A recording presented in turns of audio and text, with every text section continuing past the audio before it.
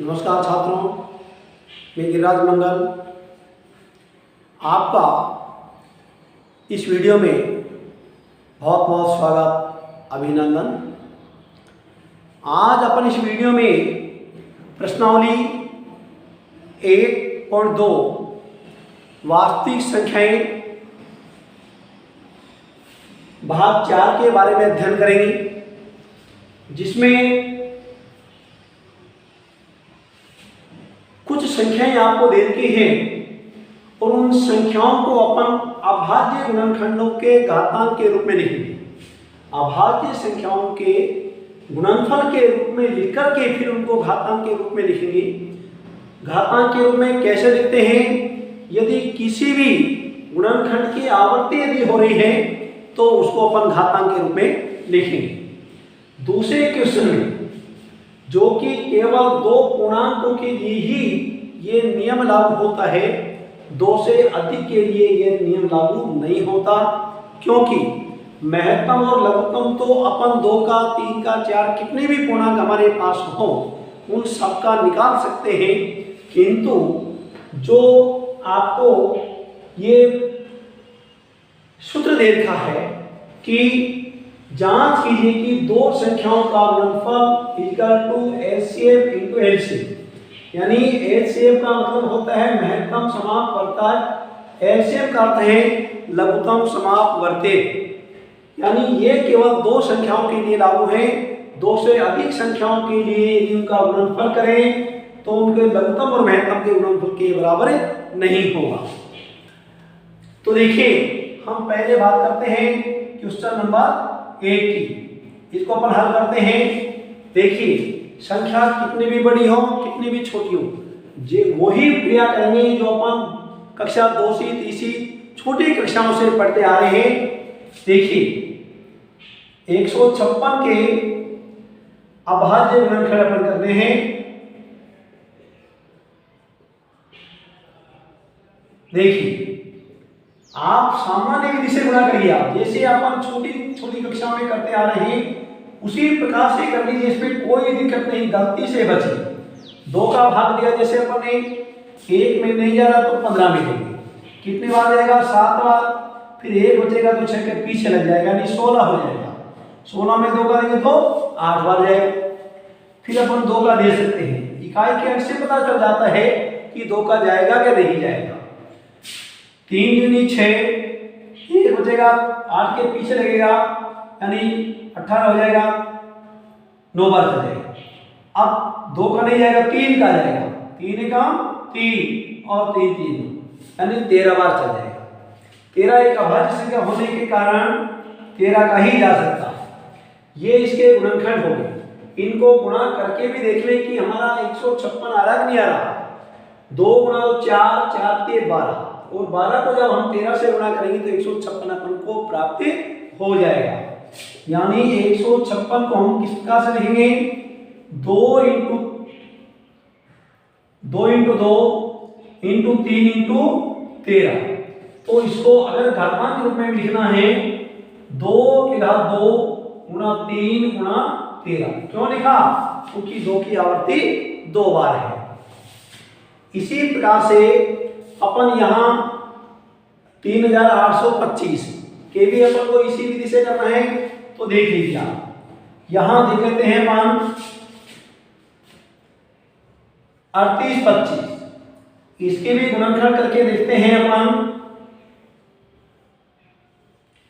2 का तो ज्यादा नहीं है, 3 का इसमें चल जाएगा।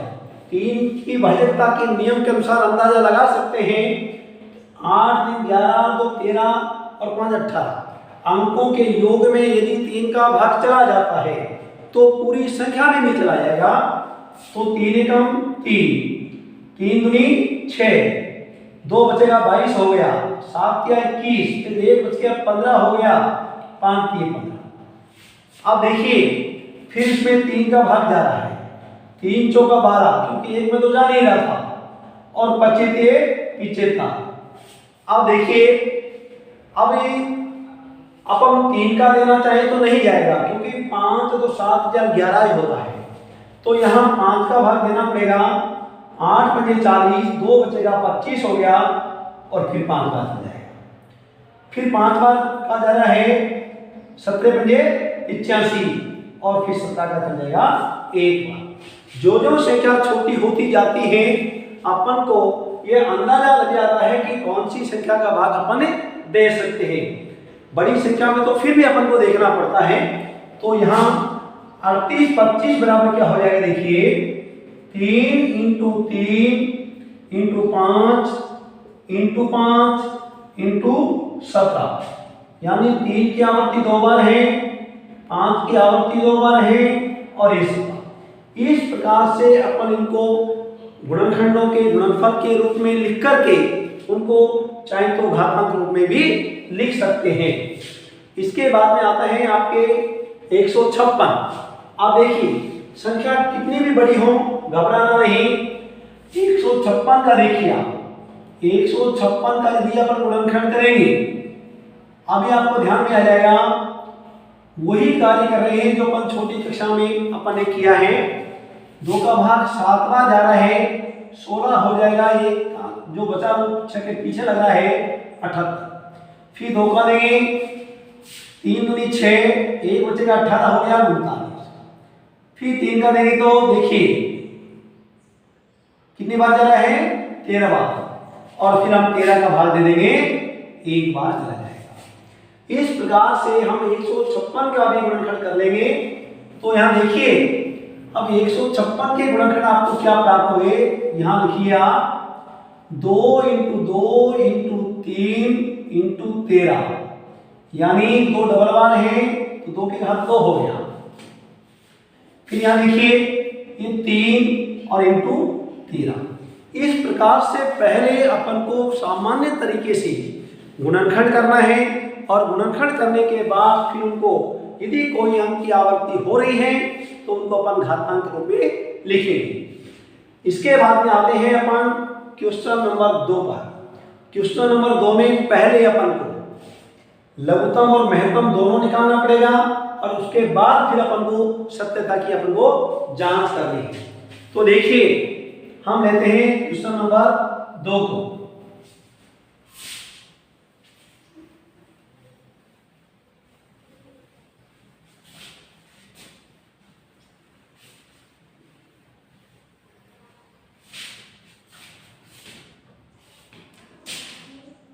हर क्रमांक अपन 2 करते हैं। देखिए पहले क्वेश्चन में अपन को 510 और 92 का एचसीएफ व एलसीएम निकालना है। यदि अपन को मान लीजिए एचसीएफ यानी महत्तम ही निकालना होता तो अपन यूक्लिड विभाजन प्रमेय के माध्यम से निकाल सकते थे, किंतु यहाँ अपन को दोनों चीज निकालनी पड़ेगी। इसलिए जो तरीका अपन ने तीनों क्वेश्चनों में अपनाया था वही तरीका अपन को अपनाना है, उसी तरीके से अपन को दोनों चीज प्राप्त हो जाएगी। देखिए यहाँ 510 का लीजिएगा। 510 के लिए क्या करना है अपन को, वही गुणनखंड विधि अपनानी है। 2 का भाग देंगे, 2 दूनी 4, 1 बचेगा 11 हो जाएगा, 25 दूनी 50, यानी फिर 10 हो जाएगा 5। अब देखिए यहाँ फिर अब 3 का भाग चला जाएगा, क्योंकि इससे चला जाएगा 5 मात्र तो 12 हो रहे हैं, तो 8 3 24, 1 5 3 15, 85 हो गया। 85 में हम 5 का भाग देंगे, 70 पंजे 85 और 17 एकम 17। इस बात से जो जो संख्या छोटी होती जाती है ये अपन को आइडिया हो जाता है कि अपन को अभी यहाँ कौन सी संख्या का भाग अपन को देना चाहिए। तो देखिए और अपन यहाँ 92 ले लीजिए। 92 का देखिए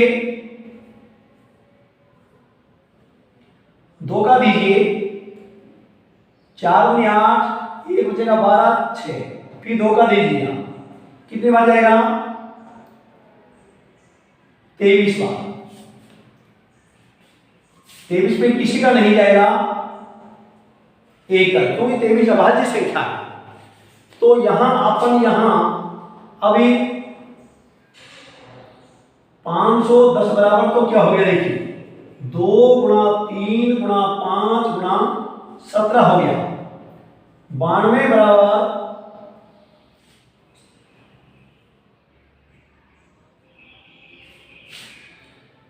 2 गुणा 2 गुणा 23 हो।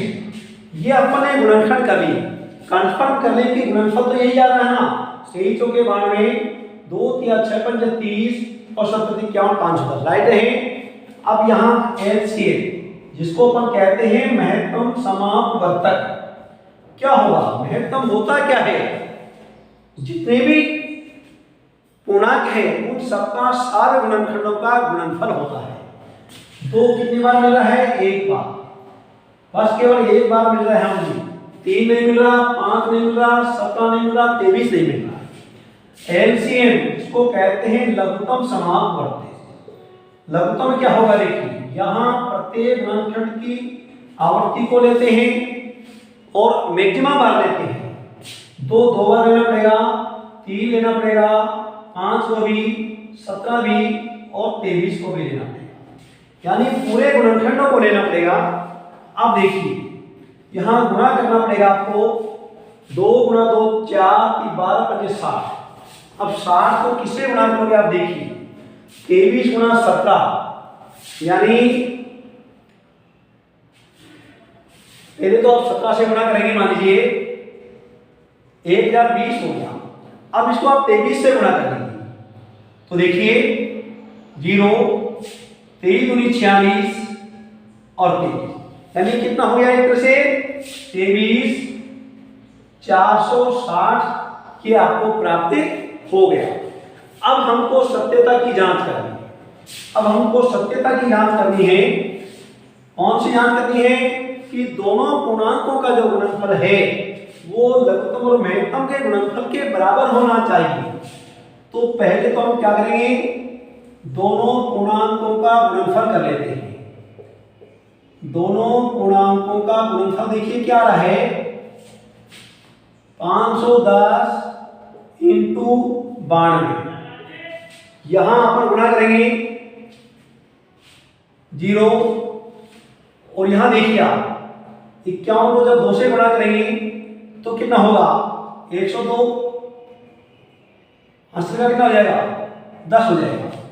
और 51 को आप 9 से गुणा कर लीजिए तो 9 और 9 पंजे 45 और इसमें क्या करना है आपको? 10 यानी कितना हो जाएगा? 469। ये 469 यानी 46920 हो गया। 46920 हो गया। अब 46920 के बाद में जो अपन को है लघुत्तम और महत्तम का गुणनफल अपन को करना है। देखिए लघुत्तम समापवर्तक इंटू महत्तम समापवर्तक, इन दोनों का गुणनफल अपन को करना है। तो कैसे गुणनफल करेंगे अपन? यहाँ महत्तम अपना आया था 2 और लघुत्तम कितना आया था? देखिए 23460। 23460 इन दोनों का गुणनफल अपन को करना है। तो यहाँ गुणनफल जब अपन करेंगे तो 2 से गुणा करने पर हो जाएगा 46920। इस प्रकार से अपन यहाँ देख रहे हैं कि एचसीएफ यानी यहाँ लिखेंगे अपन दोनों पूर्णांकों का गुणनफल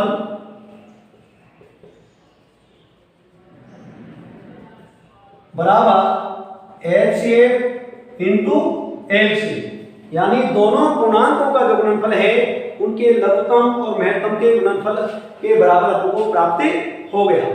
अगला इसी से जुड़ा हुआ एक सवाल और देख लीजिए ताकि आपको एक कंफर्म हो जाएगा कि वाकई में दो पूर्णांकों का जो गुणनफल है उनके महत्तम और लघुत्तम के गुणनफल के बराबर ही होता है। किंतु ये केवल दो संख्याओं के लिए लागू है, दो से अधिक के लिए लागू नहीं है। तो यहां इसका सेकंड पार्ट देख लीजिए 336 और 54। देखिए 336 के गुणनखंड जब अपन करेंगे 336 के गुणनखंड अपन को करना है तो 2 का भाग देंगे 16 दूनी 32 8 बार, फिर 2 का 8 दूनी 16 4,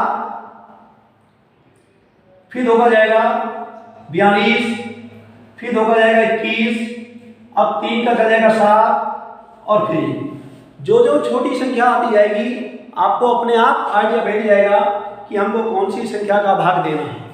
तो देखिए इसके बाद में आप 54 का देख लीजिए।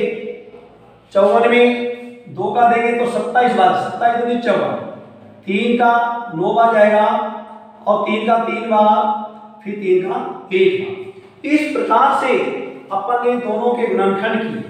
अब यहाँ अपन को लिखना है 336 बराबर क्या होगा 2 गुणा 2 गुणा 2 गुणा 2 गुणा 3 और गुणा 7 हो जाएगा।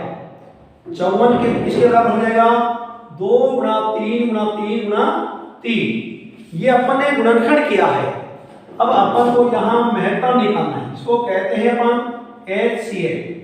अब देखिए क्या मिल रहा है, 2 केवल एक बार मिल रहा है और 3 भी एक बार मिल रहा है, यानी महत्तम क्या हो गया 6। लघुत्तम देखिए, लघुत्तम क्या हो गया 2 अपन को मैक्सिमम 4 बार लेना है और फिर 3 को 3 बार लेना है, मैक्सिमम बार लेना है और 7 को भी अपन को लेना पड़ेगा। क्या हो जाएगा 2 गुणा 2 4 गुणा 8 गुणा 16, 16 से 48, 48 से 144 और 144 को आप 7 × 3 21 से गुणा कर लीजिए। 21 चौके 84 8, 21 चौके 84 8 92, हासिल के 9, 21 और 30 यानी 3024 आता है। कितना है 3024। ये आपको लघुत्तम प्राप्त हो गया। अब अपन को देखना यह है कि इन दोनों पूर्णांकों का जो गुणनफल है, अब ट्राई करते हैं दोनों पूर्णांकों का गुणनफल। दोनों पूर्णांकों का गुणनफल देखिए बराबर क्या हो जाएगा 336 इंटू 54। इन दोनों का गुणनफल करिए। 336 को आपको 54 से गुणा करना है, पहले 4 से गुणा कर लीजिए। 4 से का 24, हासिल का 2, 3 चौक यानी 4 के 12 तो 14, एक हासिल का और 4 की 12 एक 13, 5 का 30, हासिल का 3 और 33 पर 165 और 3 168,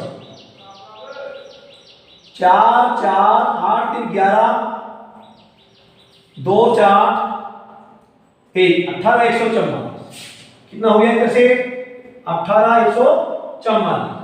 अब यहाँ HCF इंटू LCM यानी महत्तम और लघुत्तम का गुणनफल अपन को करके देखना है तो कितना हो जाएगा। HCF कितना आएगा 2 और ये कितना आएगा 3024।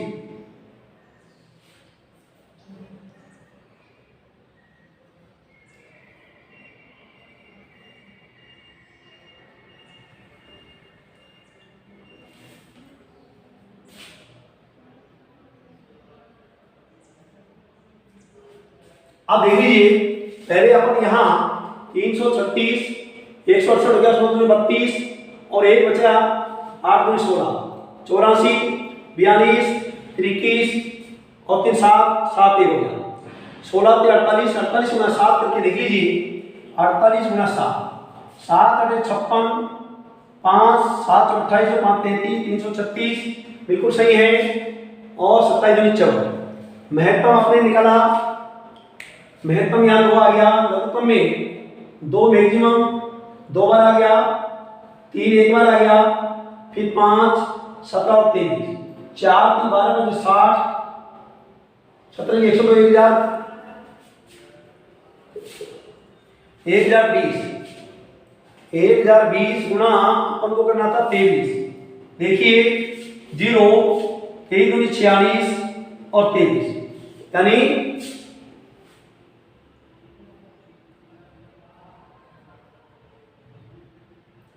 अच्छा वो अलग है, इसको सही बात है ये 6। हाँ महत्तम इसका 6 था तो 24 144 और 76 था, बिल्कुल राइट है। देखिए आप दोनों पूर्णांकों का गुणनफल 18 144 से है और लघुत्तम और महत्तम का गुणनफल भी 18,144 है। तो अपन ये कह सकते हैं कि दोनों पूर्णांक यानी सत्यापित लिख सकते हो आप, यहाँ कोई दिक्कत नहीं है सत्यापित, क्योंकि दोनों पूर्णांकों का जो गुणनफल है वो उनके लघुत्तम और महत्तम के गुणनफल के बराबर होता है। इस बात को अपन ने दोनों सवालों के माध्यम से सिद्ध किया है। प्रिय बालकों, आप हमारे वीडियो को निरंतर देखते रहिए। जो भी कार्य आपको समझाया जा रहा है उनको आप अपनी नोटबुक में उतारिए। तब तक के लिए बहुत बहुत धन्यवाद।